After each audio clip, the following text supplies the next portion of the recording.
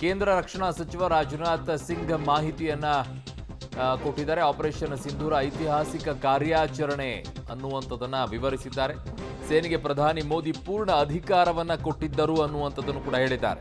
Operation ಸಿಂಧೂರದಲ್ಲಿ 100ಕ್ಕೂ ಹೆಚ್ಚು ಉಗ್ರರ ಹತರಾದರು ಅನ್ನುವಂಥದ್ದನ್ನ ಅಧಿಕೃತವಾಗಿ ಹೇಳ್ತಾ ಇದ್ದಾರೆ. ನಮ್ಮ ಯೋಧರ ಅದ್ಭುತ ಕಾರ್ಯಾಚರಣೆಗೆ ಶ್ಲಾಘಿಸುತ್ತೇವೆ ಅಂತ ಹೇಳಿ ಸಂಸತ್ ಅಧಿವೇಶನದಲ್ಲಿ ಆಪರೇಷನ್ ಸಿಂಧೂರದ ಬಗ್ಗೆಯೂ ಕೂಡ ಹೇಳಿದ್ದಾರೆ. ಅದರ ಬಗ್ಗೆ ಚರ್ಚೆ ಆಗಬೇಕು ಅಂತ ವಿರೋಧ ಪಕ್ಷಗಳು ಕೇಳ್ತಾ ಇದ್ವು. ಅದಕ್ಕೆ ತಕ್ಕಂತೆ ಉತ್ತರ ಕೊಟ್ಟಿದ್ದಾರೆ. पूरी तरह से सेल्फ डिफेंस में थी, न तो वह प्रोवोकेटिव थी और न तो एक्सपेंशनिस्ट थी। पाक द्वारा ये हमले 7 मई 25 से लगातार चले और 10 मई 2025 को रात लगभग 1:30 पर पाकिस्तान ने बड़े पैमाने पर भारत के ऊपर मिसाइल, ड्रोन, रॉकेट और अन्य लॉन्ग रेंज वेपन्स का इस्तेमाल किया।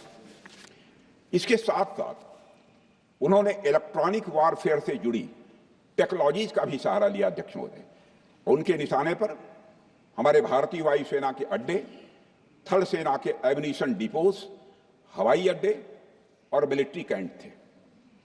अध्यक्ष महोदय, यह कहते हुए मुझे एक गौरव की अनुभूति हो रही है कि हमारे air defence system, counter drone system और इलेक्ट्रॉनिक इक्विपमेंट्स ने पाकिस्तान के इस हमले को पूरी तरह से नाकाम कर दिया। पाकिस्तान हमारे किसी भी टारगेट को हिट नहीं कर पाया अध्यक्ष महोदय, और हमारे किसी भी इंपॉर्टेंट एसेट को नुकसान नहीं हुआ है। हमारी सुरक्षा व्यवस्था अध्यक्ष महोदय चाक चौबंद थी और हर हमले को हम लोग रोका गया। मैं इसके लिए भारतीय सेना के बहादुर सैनिकों की जमकर सराहना करता हूं, जिन्होंने दुश्मन के हर मंसूबे पर पानी फेर दिया। और अपने प्रतिपक्ष के मित्रों से भी कहना चाहता हूं, एक बार फिर से भारत के सेना के जवानों का कम से कम मेज थपथपाकर उनका अभिनंदन करिए। बहुत बहुत धन्यवाद। बहुत बहुत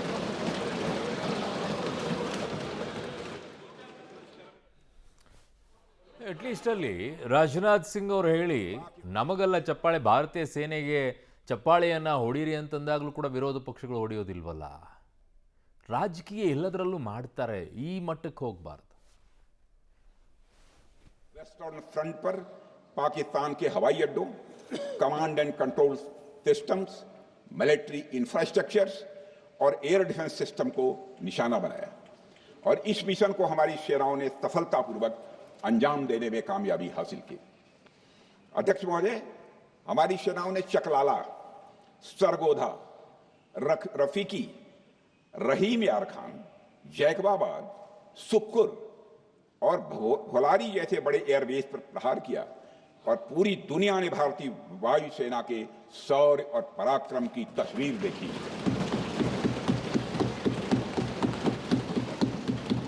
अध्यक्ष महोदय, ऑपरेशन सिंदूर ट्राई सर्विसेज कोऑर्डिनेशन का एक बेमिसाल उदाहरण था। जब भारतीय वायुसेना ने आसमान से हमले किए, हमारी थल सेना ने जमीन पर मोर्चा संभाल लिया। हमारे जवान नियंत्रण रेखा पर पूरी ताकत से डटे रहे और पाकिस्तान की हर हरकत का करारा जवाब दिया। अध्यक्ष महोदय, भारतीय नौसेना ने भी, लोग पूछते हैं भारतीय नौसेना का क्या रोल था, भारतीय नौसेना ने भी उत्तरी अरब सागर में अपनी तैनाती मजबूत कर दी। भारतीय नौसैनिकों ने पाकिस्तान को यह साफ संदेश दिया कि हम समुद्र से लेकर जमीन तक पाकिस्तान के हर महत्वपूर्ण ठिकानों पर प्रहार करने में न केवल सक्षम हैं बल्कि हम तैयार हैं। अध्यक्ष महोदय, इस ऑपरेशन का मकसद टेररिस्ट कैंप्स और उनके सपोर्टर्स को टारगेट करना, उन्हें नेस्त नाबूद करना था और यह साफ संदेश देना था कि भारत आतंकवाद के विरुद्ध जीरो टॉलरेंस रखता है। भारत ने कार्रवाई इसलिए रोकी क्योंकि कॉन्फ्लिक्ट के पहले और उसके दौरान जो भी पॉलिटिकल और मिलिट्री ऑब्जेक्टिव्स तय किए गए थे, उसे हम पूरी तरह से हासिल कर चुके थे।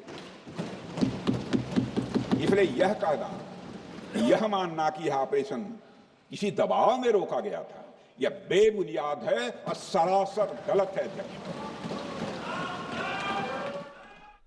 ಭಾರತೀಯ ಸೇನೆಗೆ ಚಪ್ಪಾಳೆ ಹೊಡೀರಿ ಅಂತಂದ್ರೂ ಕೂಡ ಚಪ್ಪಾಳೆ ಹೊಡಿಲಾರದೆ ನೋಡ್ತಾರೆ ಅಂತಂದರೆ ಏನು ಒಂಥರ ಬೇಸರ ಆಗತ್ತೆ.